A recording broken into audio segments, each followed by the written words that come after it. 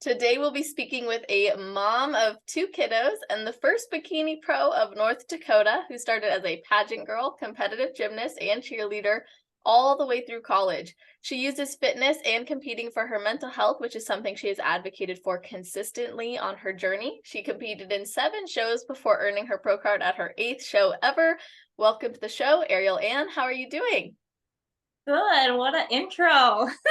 I got you. For those of you, by the way, who are tuning in, we're actually on video as well. So if you go to celestial_fit on YouTube, you can check us out on video as we are recording this episode. And me and Arielle have had the opportunity to go back and forth quite a bit on messages. So it's really a pleasure to have her on the show. And I have to ask you, is there anything you do or think about, or maybe a ritual you have before your heel hits the stage? Yes. So every show I've ever done, I actually FaceTime my kids. So that's like right before I get on stage. And then right as I'm walking up, I always pray.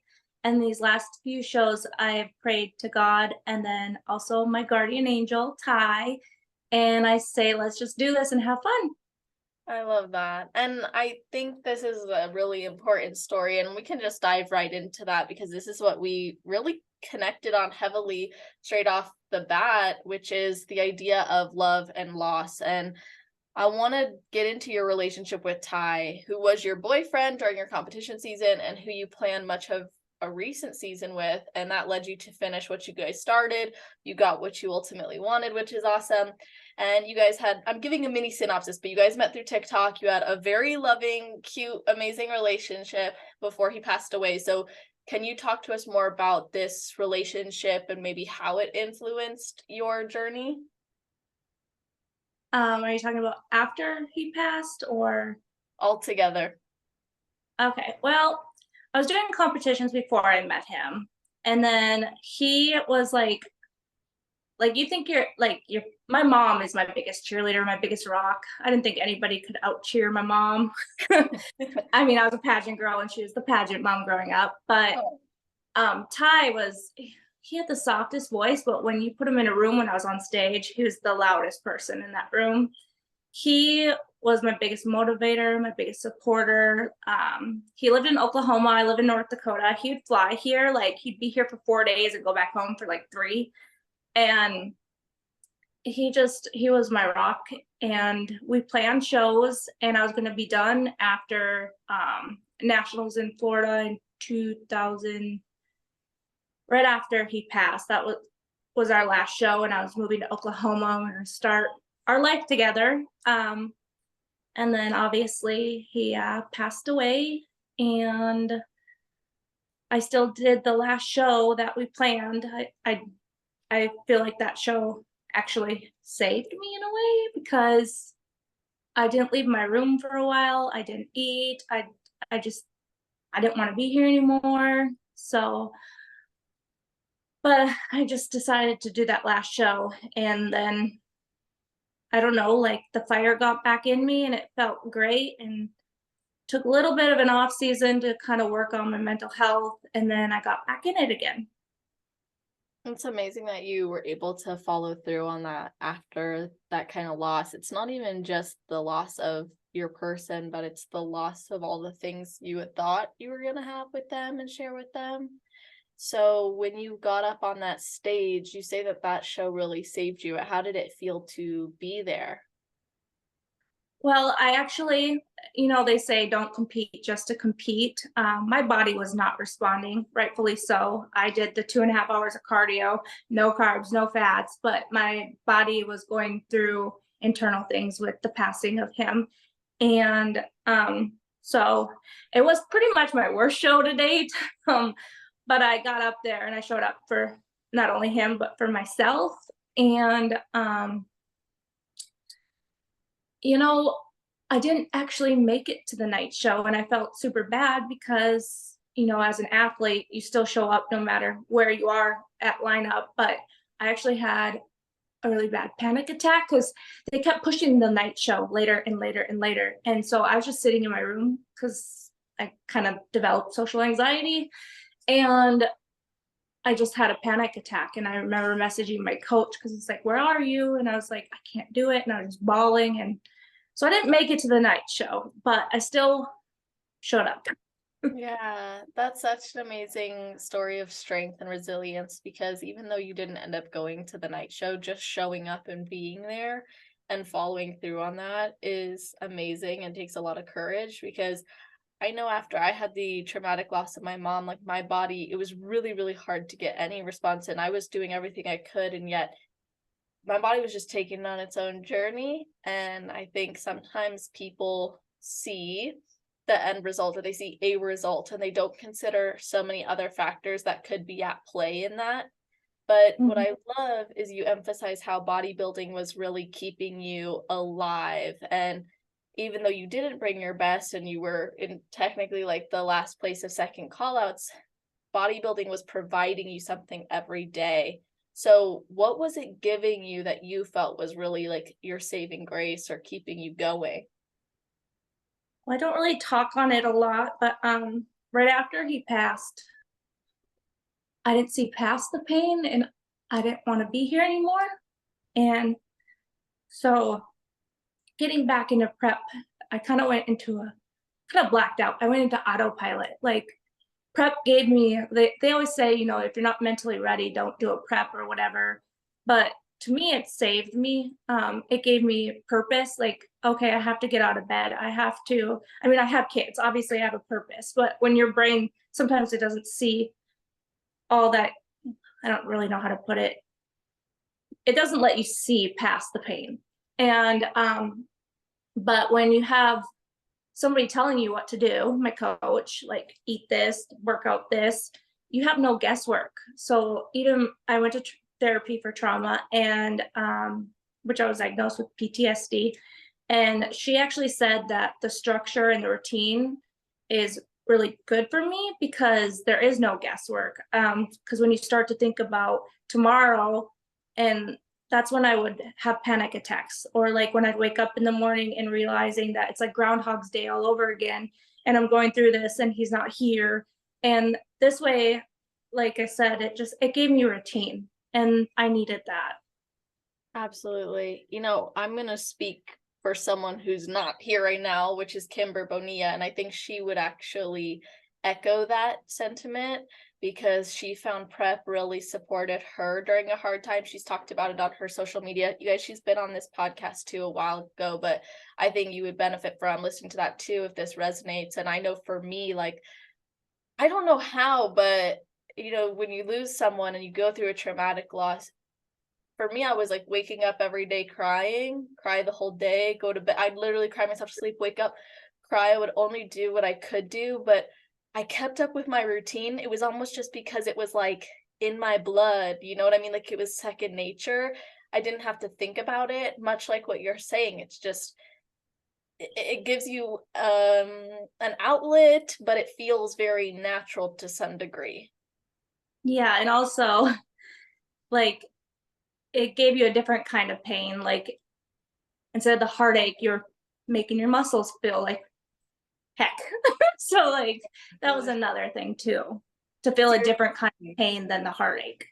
Yes. Oh my gosh. I used to be like, well, I was really lucky to have coaches at the time who really supported me during that. And I would go and work out with them sometimes just because they knew I was really like in that nothing has meaning anymore mentality and what's the point of anything.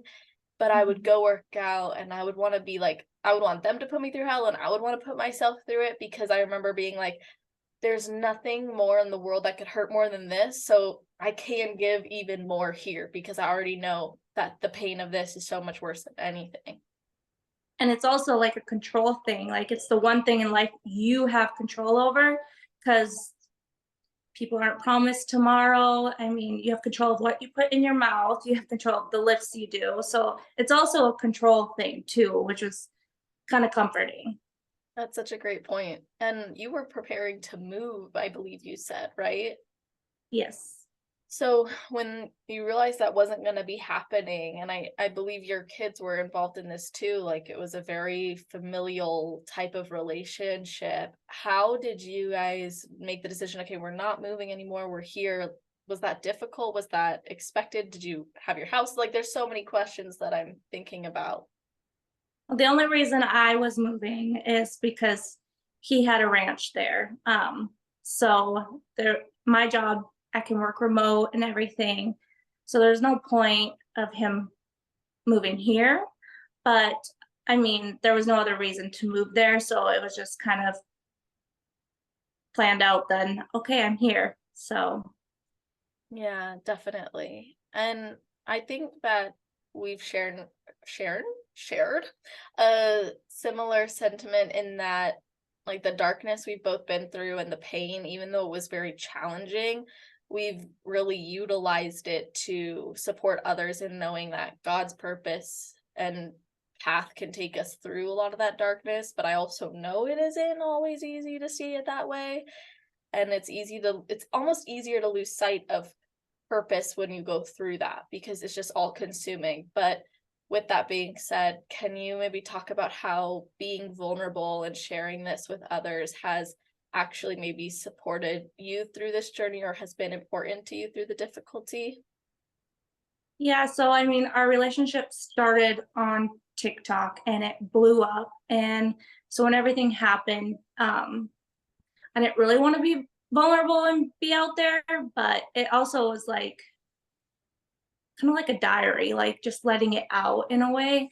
And then once I found being vulnerable, it also brought other people like yourself. And it really sucks that it brings people together because the fact you know why, like you don't want to bond over that, but also it helps. And I've also had a lot of people, which can be overwhelming, DM me about their own mental health, and I'm like, I'm not somebody just like to help you in that way. Like I'll listen to you to understand. That's one of my biggest things. Favorite quotes is listen to understand versus listen to respond. And so, I mean, I'll listen to somebody, but like when it comes to helping, I always tell them that they should seek help because that's what I did because I'm not a therapist. But I do, it also helps people, the vulnerability, know that people aren't alone and that you feel crazy sometimes because it comes in such, people say waves, and I say it comes in tsunamis because you can literally be just sitting here and a smell can bring tears to your eyes. But just letting people know that you're not weird, you're because you do feel crazy sometimes. You do. At least I do. And I think that's refreshing that seeing that and knowing you're not alone, I guess. Absolutely. I think from the outside looking in, people might think like that person has a lot of highs and a lot of lows or something up, like they're going through it. But in our hearts, it is, I love that you use the word tsunamis to describe that because that is what it often feels like. And going back to your point too about not wanting to necessarily bond with people who have these similar experiences, I can absolutely relate to that. And I'm grateful that a lot of those relationships have expanded into more of like friendships where that's not the main point of discussion, but it's always nice to know you have that person who you can be like, you ever go through this or experience that? And it's like, yes, I do. And it's comforting and there's something really nice about that. But I also think there can be judgment. um I don't want to share much about what I went through from like the perspective of what I do and how people could judge for that. But I know you've experienced some judgment, or maybe you've gone through some times of like, well, I'm a mom and I'm grieving this and it's impacted my kids as well. So, how do you navigate this loss with being a mother, and how has it maybe impacted your view on life that way? Well, I'm not the only one, obviously, who grieves him. My kids do too. We pray to him every night. They have a nighttime bed prayer that they always say and mention his name. But I know that people are like, because when I didn't want to be here anymore, they're like, you have kids, it's selfish, blah, blah, blah, which mental health, that it is a sickness. You don't see past your pain. Like, yeah, I like now I'm like, I do have a purpose. I'm their mother. I'm supposed to be here. But at the time, you don't see that. As much as hard as you want to, you can't see that. And right now I'm actually going through a different, you know how there's stages of grief?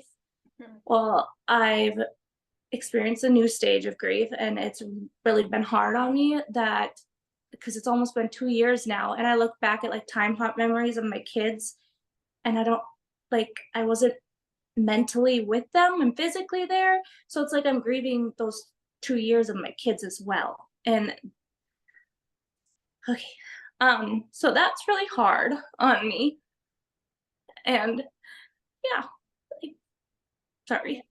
Oh no, don't even worry about it. I've been like feeling tears welling up just having this open conversation with you because I know it's definitely not easy to talk about. And what I'm really inspired by is the love that you have the capacity to give and receive. The fact that you were able to create that kind of love and have it last really all this time, even beyond, is amazing. And I think that's something that inspires hope and inspires excitement.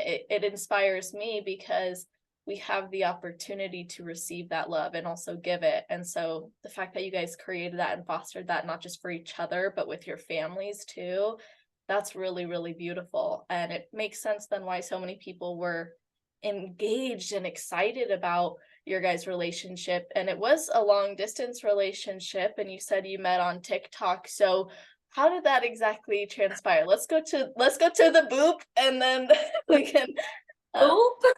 oh, that's so cute. Uh, okay, so during the pandemic, I was like, I'm never gonna get a TikTok, but during the pandemic, everyone was getting TikTok, and so I finally joined. And you know how you have a For You page? I'm just sitting there scrolling, and I didn't follow him. He didn't follow me. It was the video I saw was nothing to do with him. It was one of his ranch animals, and all I did was comment, "Can you boop its nose for me?" And then all of a sudden, I get this DM in my Instagram and he's blowing me up. And I was like, no, because I just got out of a really bad relationship before that happened. And so he sat in my DMs for quite a while. And then I saw another video of him on the ranch and I kind of put two and two together that that was him. And so I followed him and he followed me. And then I guess the rest is history. And then we did end up he surprised me during one of my preps and bought me a blue Frenchie and we named him Boop. Because Oh, that's awesome. he always would say, it started with a boop, now we're here. Oh, that's so sweet. And how did you guys eventually kindle the desire to meet each other, even though you were at a distance? Well, he tried flying here a few times. I canceled because I was too nervous. Um, He's like, it am was I all being him. catfished? Well, we FaceTime, so we knew we were real, but no, I didn't want a relationship. I just wanted to be a single mom because I just got out of a bad relationship and I was like, I'm not doing that. Don't want to introduce anyone of my kids. And I didn't introduce him for a while. But yeah, and then he tried doing a surprise for me with my like messaging my friends. He's like, I'm just gonna fly there. And one of my girlfriends is like, oh, she might not like that, which I don't like surprises. But eventually I finally said yes and we met and I didn't want to like him. I already liked him before he got here and he wanted to say I love you since the day he started talking to me, but I made him choose the word I adore you. Mm. And then it was actually at my brother's wedding. He's like, I'm not waiting anymore, Arielle. I'm gonna tell it. You don't have to say it back. He's like, I love you. And I was like, I love you too. Oh my gosh, that's so when you just know. You feel it. That's so true. I never felt anything like that until him. It Hmm. like felt too good to be true. Well, especially after a tough relationship, it's hard to let your guard down. Yeah, that poor boy had to break down my walls. But he was persistent and most amazing man ever. Oh, it's like sometimes it's tough, I think, when you come out of a relationship where you didn't feel that, or it dwindled, or it changed, or something shifted, and then someone wants to give that to you to actually be open and receive it. Eventually, it takes courage too, because what I've found, and I express this to my boyfriend now, I'm like, it's very hard because to maybe open yourself up to the possibility of love, you now become extremely vulnerable to a pain that is very, very deep. And when you've experienced a pain like that, I think it sometimes adds a brick to the wall that you don't necessarily want to be there, but you can't help that it is. Yeah, and that's something Ty always told me. He's like, because he'd buy me flowers, he'd do like all the gentleman things, and it kind of pushed me away at first because I wasn't used to it. And he's like, "You're just not used to being loved properly." I was like, "Yes, sir." Say no more. Oh, Yes. that's so sweet. Well, I love that you guys were able to create that. And of course, that's a love that will always live within you, clearly, because it does. And he was able to prove that to you and show that to you.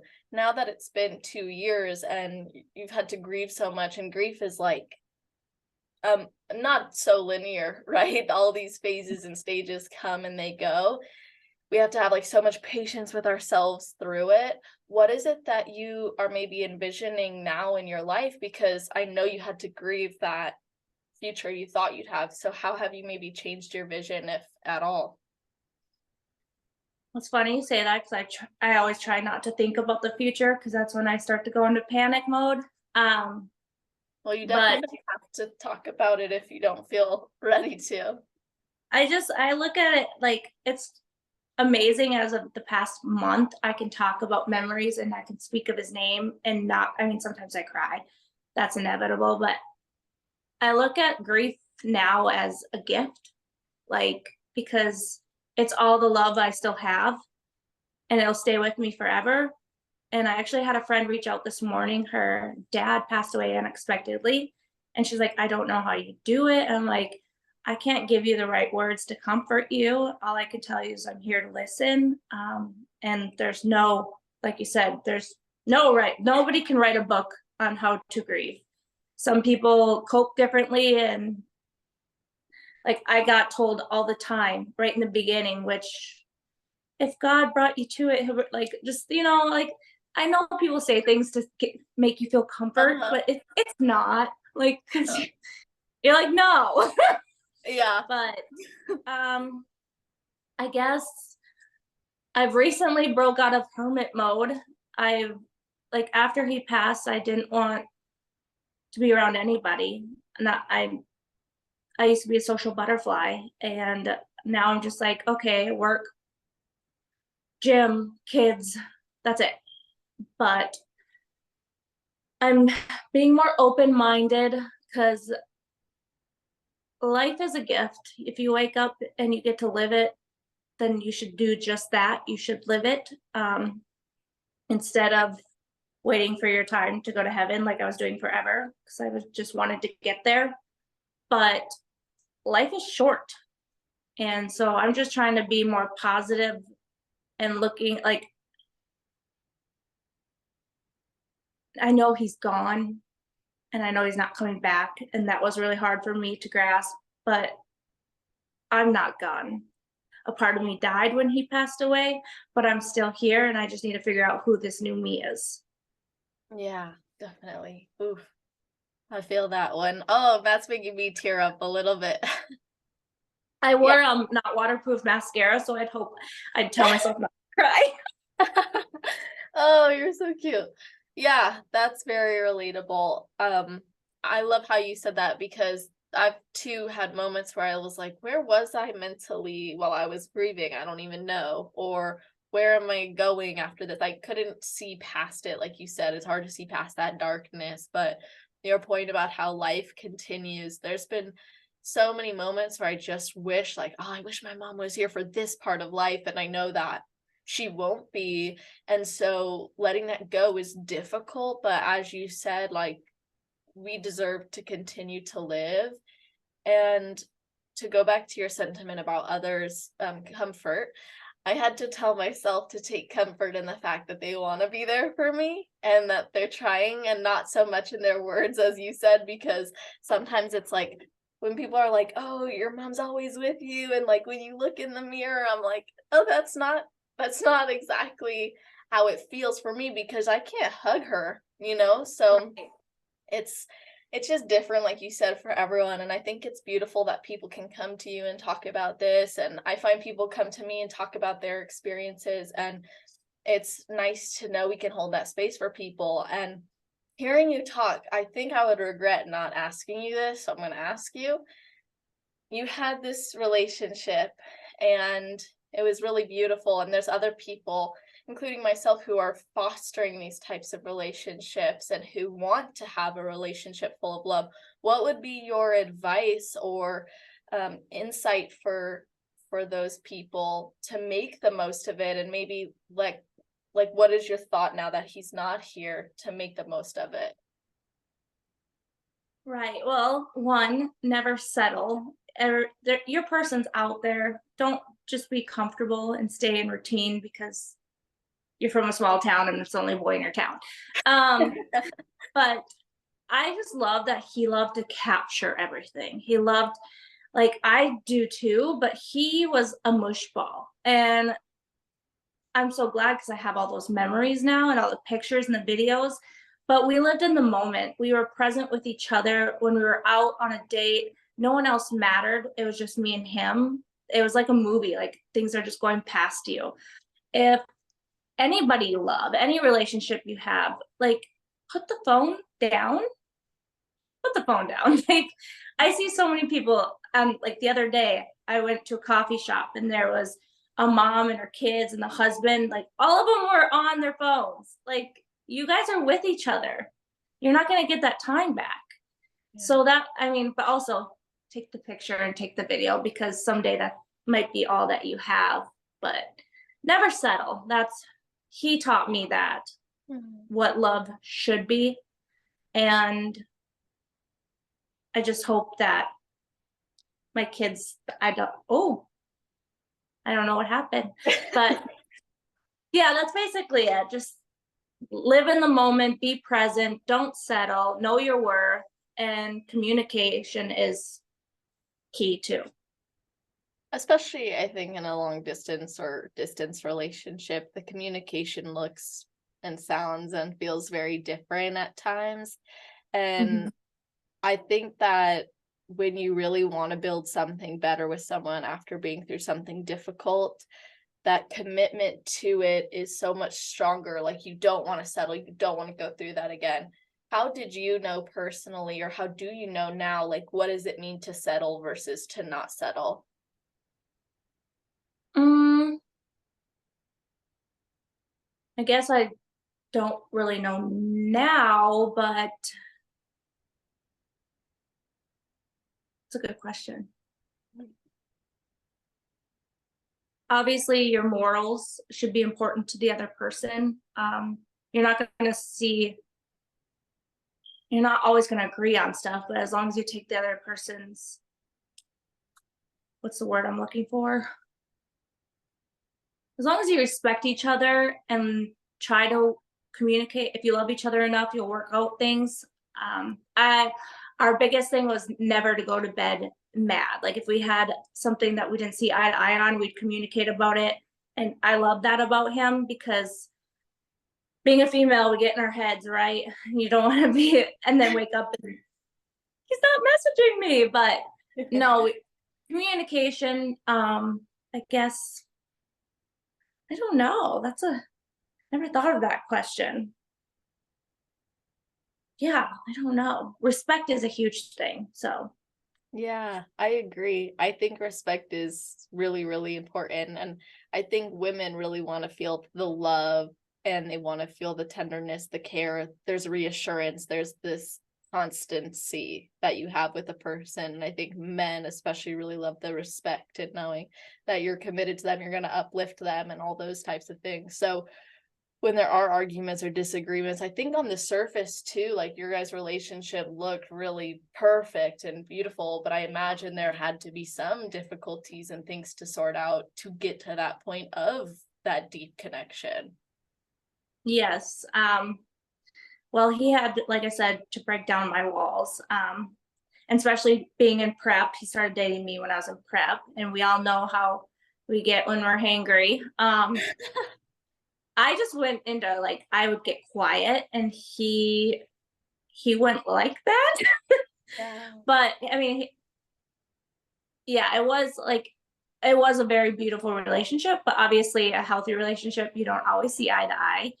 And we would just we actually broke up in the first month for almost a day, but that was it. And then we got back together.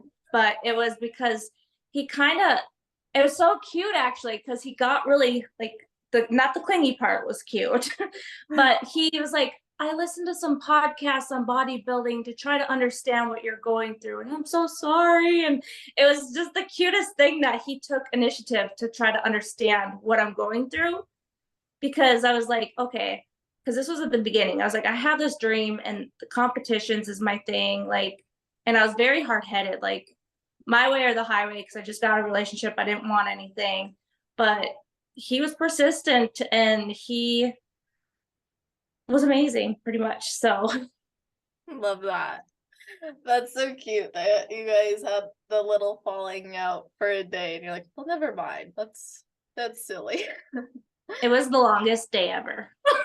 Yeah, I bet. How did you rekindle that with him apologizing? He snapped me a picture. Oh, sorry. Hold on. Okay. Somebody's trying to call me. I have it on do not disturb. So I'm gonna push him through. Can you see me? Yes. Okay.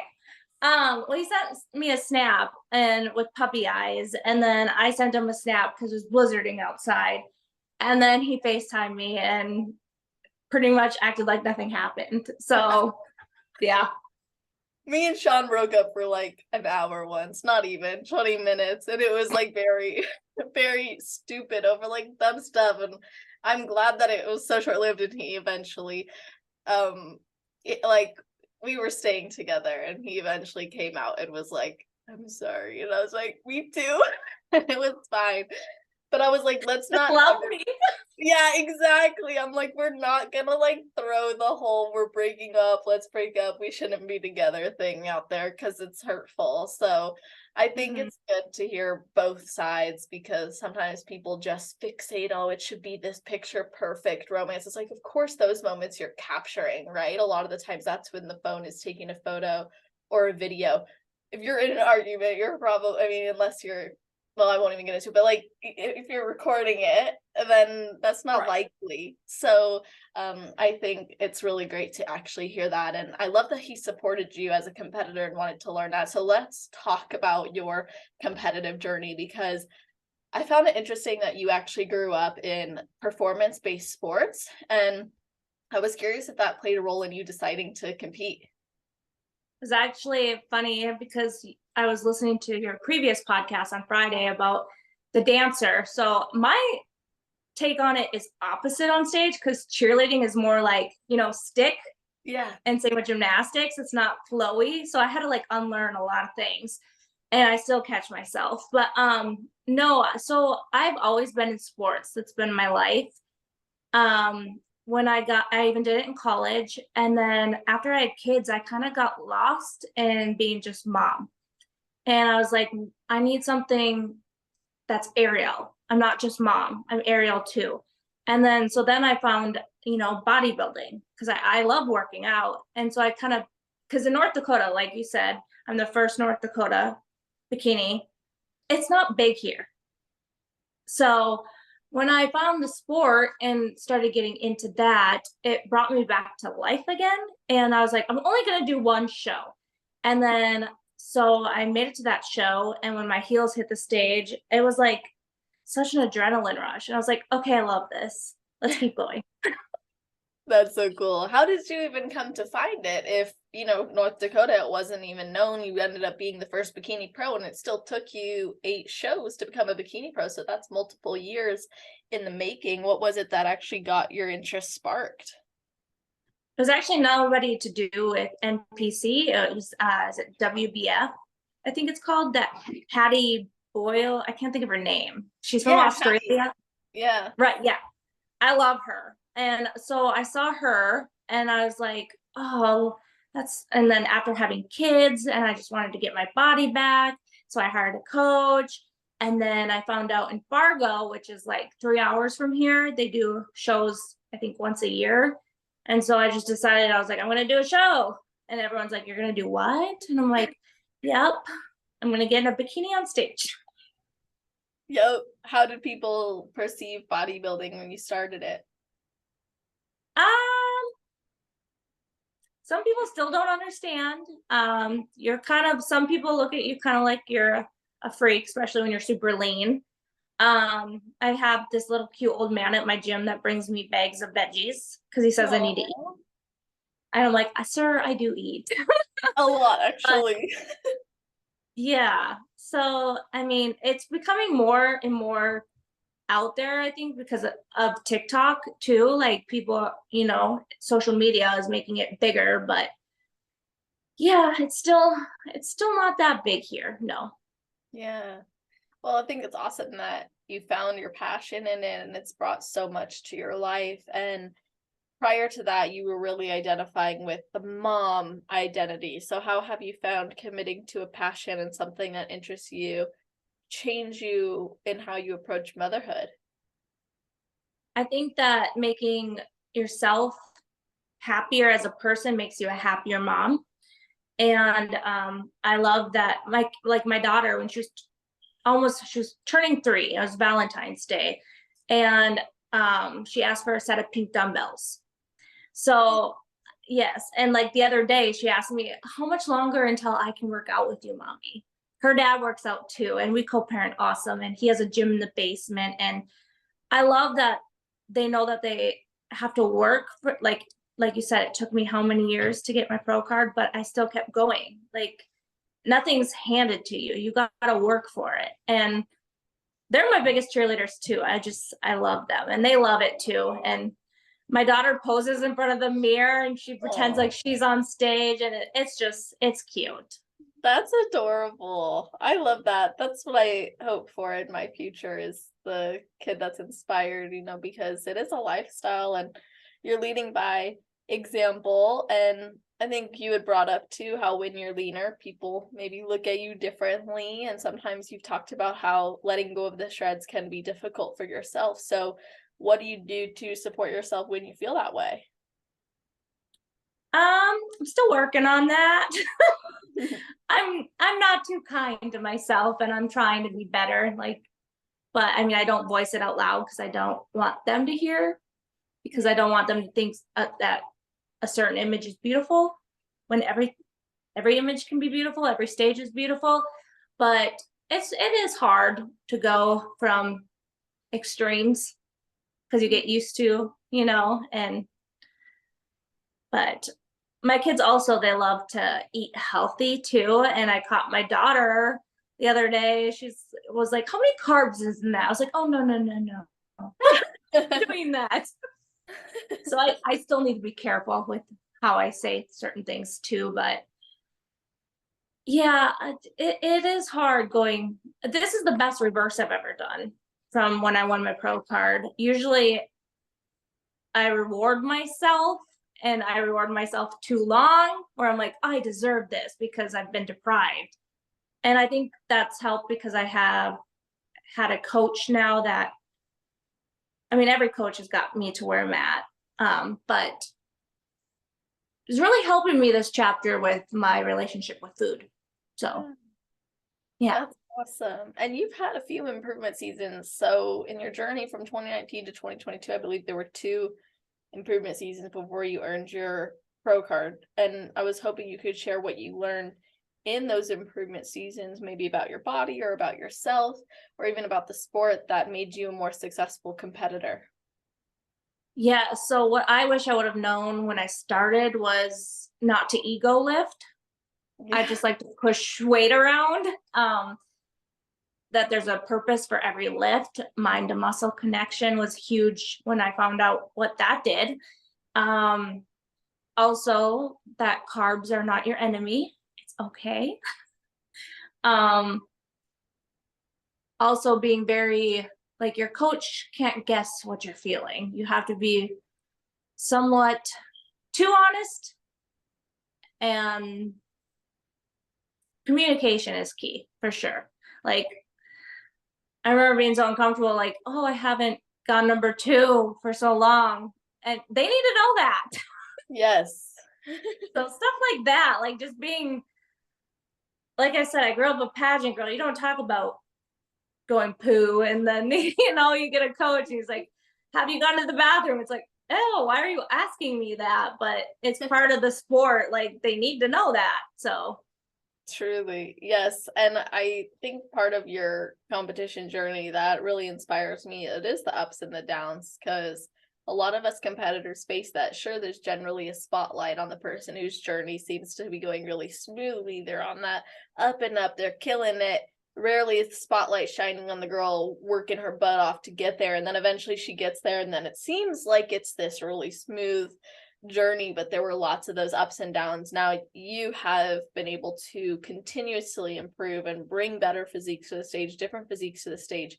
What was cool is the show you came to and placed last was the show you ended up coming back and killing it.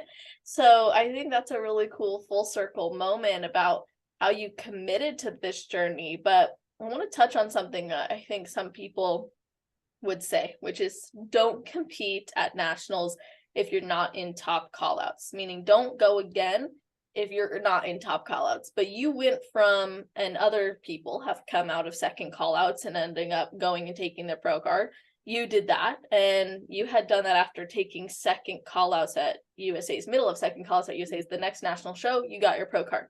What encouraged you to actually go to nationals, knowing that there's this kind of narrative that shouldn't be done?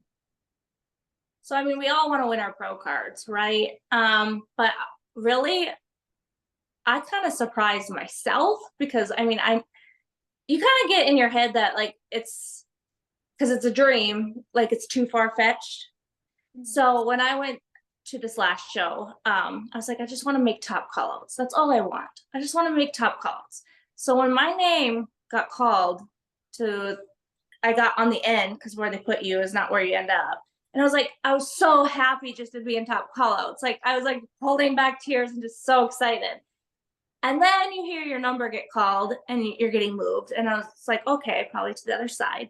And the girl that I switched with was in the middle. So then I got moved center in the middle. And I was like, this is not happening. And I just remember being there and I was like, please don't move me. Please don't move me. Please don't move me. And it was like the longest 30 seconds of my life. But I don't know. My biggest thing too was I wanted to turn pro before I would be able to compete in masters. That was like my goal. I was like, if I don't turn pro before I'm old enough to do masters, I'm just not that. I know like masters is hard too for people to turn pro in, because their muscle development and the maturity in their muscle is amazing. But it was just like a timeline in my head that I created. I was like, if I don't turn pro by the time I can compete in masters, I'm done. So that was going to be my last show. Wow. That was clearly not part of the plan to quit after that. That's awesome that you followed through on that. Now, what was it that kind of set that timeline in your head? I don't know. I just want, I'm a creature of habit. Like, I'm a planner. Like, you should see the planner I have at work. I just need timelines. I don't know. And I don't know what's next. So I know I'm talking with my coach about what's next, and we're kind of having some ideas, but that's the exciting part too. I can't wait to be back in prep, because then there's like, I don't know, a timeline again. Yeah. Like, I don't like the unknown, but yeah. What are you guys focused on right now? Well, we're building my upper glutes a little bit. I mean, who doesn't want to build their glutes up a little bit? And then and then a little bit of my rear delts. But we're thinking after the Olympia, because the Olympia is sooner this year. So then to start for the next Olympia, like to That's do a awesome. sooner show. Yeah. Love that. So 2024? Yes. Heck yeah. That's really cool. Oh, good. Well, it sounds like your goal is to make it to the Olympia. Is that part of any mental timeline you've got as well? Mm, no, like I said, I try not to think too far ahead of it with anything, but obviously that's my dream is the Olympia. So we shall see. It's crazy to think of that I'll be even competing on stage with Olympians. That's cool in itself. Um, yeah, you know, you look up to these girls for so long and you're on stage with the people you look up to. That I think is just amazing itself. So, Yeah, I think that's a really cool thing about this sport is you can have longevity in it, and then you do get to sometimes actually compete next to people that you grew up in the sport watching. mhm. Anyone who's inspired you? um, I can't pronounce her name. She doesn't do it anymore. She was one of the blonde Olympians. Is it Raphael? Oh, I know exactly who you're talking about. She Rafaela actually, Milagres, yeah. she actually inspired my red suit because it's like I feel like being a blonde in this sport is really hard because your hair looks platinum on stage. You have the tan, the Oompa Loompa tan, and then you know dark hair just goes together so naturally. So I would stalk blonde girls to see what suits would look good. And oh, there's my cat. Oh, And I fell in love with her. So she inspired me. But somebody in the sport now that inspires me is Laura Lee. I messaged her. I actually saw her at nationals after Ty passed away, and she was very comforting and very sweet girl. And yeah, can't there's a lot of people that inspire me, but I can't think of them right off the I'm really bad with names too. yeah. No, I get that. It's like you could describe the way that they look or maybe what shows they've done. Um, Mm-hmm.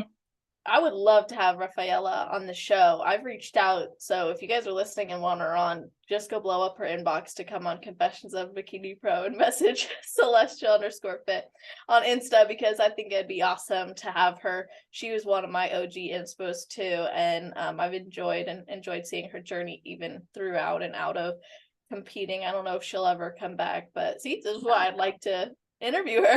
It's funny because I was me and Ty were in Texas and we're riding to Bucky's, which is a gas station. Okay. And she had this questionnaire up on her Instagram and I messaged her on the Instagram and she followed me and I was like fangirling like the biggest celebrity just followed me. I was so excited and Ty was like, it was just cute. yeah. So I mean I can message her and see, but Heck yeah. yeah. I love that. Yeah, we can let her know that we mentioned her. And by the way, your cat is so cute. I So I had call him a dog. oh because yeah, I never wanted a cat in my life, but with prep, I can't have a dog because that's not a life for a dog to be in the kennel all day. yeah. So here we are with my dog. I love your dog. He looks a lot like my old cat. I never really was into cats myself, but my mom had this type of cat for over 23 years. And They live forever. yeah, so you're gonna have a dog for a long time. That's okay. He actually fetches and he sits. That's how our Tiki was. She was more like a dog than not, and she was a little crazy that way. Yeah. Was it a Persian ragdoll? Yeah, I'm pretty Yeah. sure. I think it was Persian, but I know it was a rag doll for sure. She looked Yeah. like this, but a little darker. Yep. Yeah. So let's talk about a normal day for you. What does it look like as a mom, a competitor, a coach, an accountant? You're wearing a lot of hats. So how do you go about that, or what does a normal day look like? I like wearing a lot of hats because I like to be busy because then when you sit down, that's when, you know, the grief comes knocking in on your door. But yeah, so I wake up at like well, I wake up every hour because as you know, we drink a lot of water and we pee a lot. But I bring the kids to school, I go to work, go to the gym, Then I'm an Uber driver, not really an Uber driver, but for them I am because they're in I was sports. like, So wait, what? I'm an unpaid Uber driver for my kids because my daughter's in jiu-jitsu, gymnastics, and dance, and then Abel's in hockey and he starts t-ball here shortly, and then they're both going to do soccer this summer. Wow. So yeah, I really don't know how I fit everything in the day, but I do, and I like being busy. But yeah, my job is pretty lenient too because I work for my stepdad, so I can also work remote if I have to because I live in North Dakota where we're also getting another blizzard tonight. No. So I get snowed in. But did that answer your question? Yeah, actually, did you grow up in North Dakota? I was born and raised. I did move away a few times, but I'm a mama's girl and I just kept coming back. No, I love that. You see your mom a lot? Every day. Oh, that's so special. Do you live really Yeah. close then, I'm assuming? What's that? You live really close then? Yeah. Yeah. I mean, I live in North Dakota, anywhere, and in Bismarck. So anywhere you go is like a 10-minute drive. That's really nice. I love that. Yeah. I definitely miss always having family around. That's really, really special. So I love that you get to have that and share that with your kids too. Oh yes, they are Nana's boy and girl for sure, through and through. Yeah, no, I bet, especially if they see your guys' love for each other. And was your mom, you said your mom was always cheering at all the shows. Has she been to majority of them? Yeah, it's funny you say that because the only show that I went to by myself was the show I won my pro card at. So my mom has a lot of mom guilt if she's watching Oh. this. I love you. But she stayed back because my daughter had a dance performance and my son had a hockey game. So she stayed back to be Nana. And I don't know, it was kind of bittersweet. Like, obviously, nothing can take that moment away that when I won, but it was like hard because I had nobody with me. Yeah. But yeah, she is definitely gonna mark off her calendar when I do my pro debut. She's not gonna miss it. But yeah, she's been to most of my shows. I love that. That's so special. And that was awesome. I think she played a role in you earning your pro card and that she's always been supportive and hung back to take care of the kids so you could be there, which is super special. And you said mom guilt, you use that term, and I'm not a mom, but I want to pick your brain a little bit about this. So when you became a mother, how did it, if at all, transform how you viewed your mom as your mother? I think it just made us even more closer. Me and my mom have always been super close, even forever. Like, you see some kids have those moments where they turn into a teenager and they're sassy and I mean, I was sassy, but it just makes me appreciate her more too. She was my mom and my dad growing up. She played both roles. So also now I'm single mom. So I have that structure that she gave me that has helped me be who I am and be the mom I hope I can be to my kids I hope we have the bond that we have. I mean, we do now, but kids, they go through their stages. Yeah. My daughter's already sassy. I mean, I can't pick her up at school. I have to, like, can you drop me off there? I'm like, you're 8 years old. Like, love me. But then my son is completely opposite. He'll scream from the school door to my car, I love you, Mom. Like, he is such a mama's boy. And I hope that doesn't change. But I appreciate her a lot more. That's for sure. Yeah. Oh, that's really amazing. Especially going through what you've been through with becoming a single mother and having to co-parent now and having these different experiences, being able to relate in some ways with her and her understanding where you're coming from as well, like an unspoken compassion. Mm-hmm. That's great. So I want to ask you one more question about your competitive journey, and then I'll ask you a few more. But with regard to becoming a pro, why did you want that for yourself? I think it's just, for one, I knew that there wasn't one in North Dakota. So it's kind of like a milestone, a thing that no one else, like anybody can become a pro really, but no, like I was the first one. That was a big deal. Like, That is an awesome title to have for yourself forever. You're setting an incredible precedent for others there.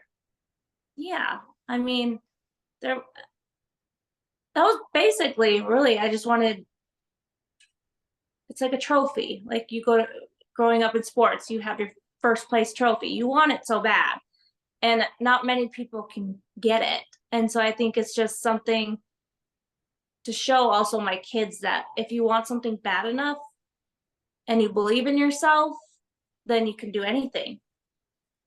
Absolutely. Oh, that's so beautiful. I think that they have a wonderful example every day with how you show up and your resiliency in this journey that you've been on.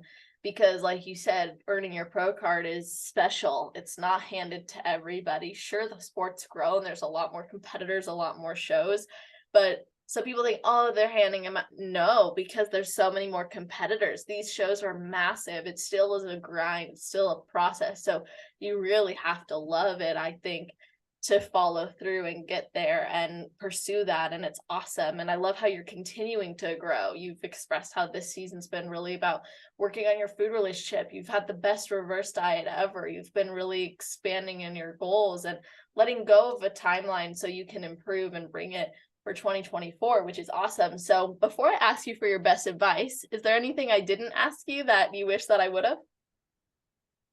No, not that I can think of. Okay. I was just nervous I've never done this before, so I'll Well, probably think of it like a week later. Well, if you do, you can tell me. It's been But so can you put awesome. this on? Yeah, for real. We'll just like record a quick voice memo. Yeah. It's been so amazing to actually connect with you this way. I think you're doing a great job and have done a great job. So let's finish with your best advice. So what's your best advice for someone who's never competed before but wants to? And then your best advice for someone on their road to pro. So someone that hasn't competed that wants to, find a why, find your why, make it strong enough. Fall in love with the journey.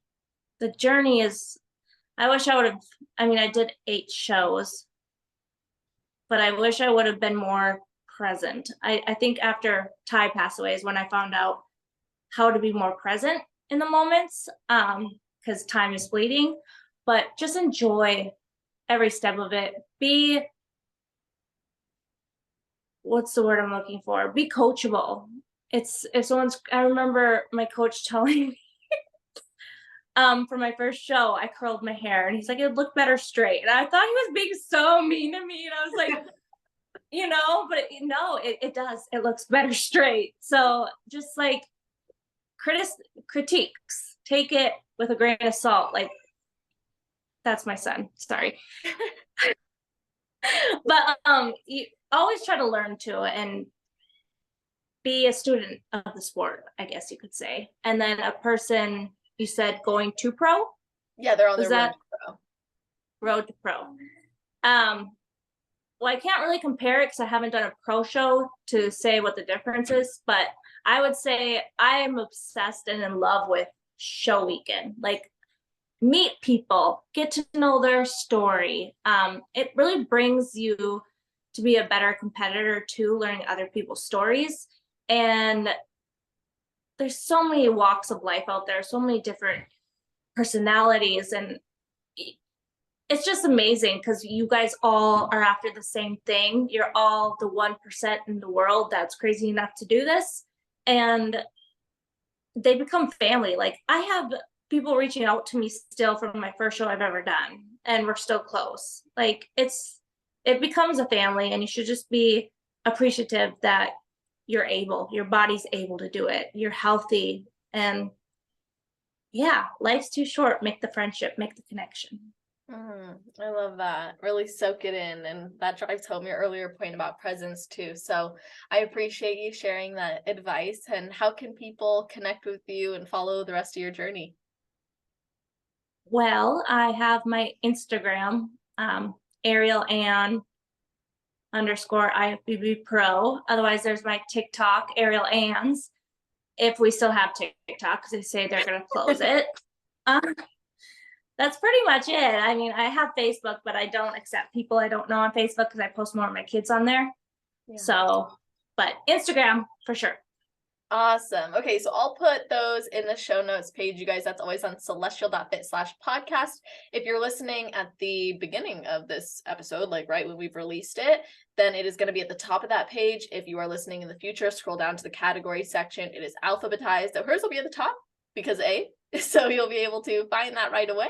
Not just her links, but also you're going to see a full breakdown of the episode. Everything that we talked about will be summarized. You'll see all the topics that we covered and full episode timestamps, which means you can share this with your teammates, your friends, your family, let them know why they should listen to it and give them some insight into what they can expect and why you loved it so much. Of course, we appreciate it when you post on your story or on Instagram and you tag us, letting us know what you liked about the episode or that you tuned in. It means a lot to me, means a lot to the athletes. Definitely show your support that way for the show. And you can leave a rating and review. That means a lot to us as well. But with all that being said, Arielle, thank you so much for coming on. Thank you so much. You're welcome, and hope you all have an amazing rest of your day, night, or morning, wherever you are in the world while you're listening to this episode. Just make it awesome.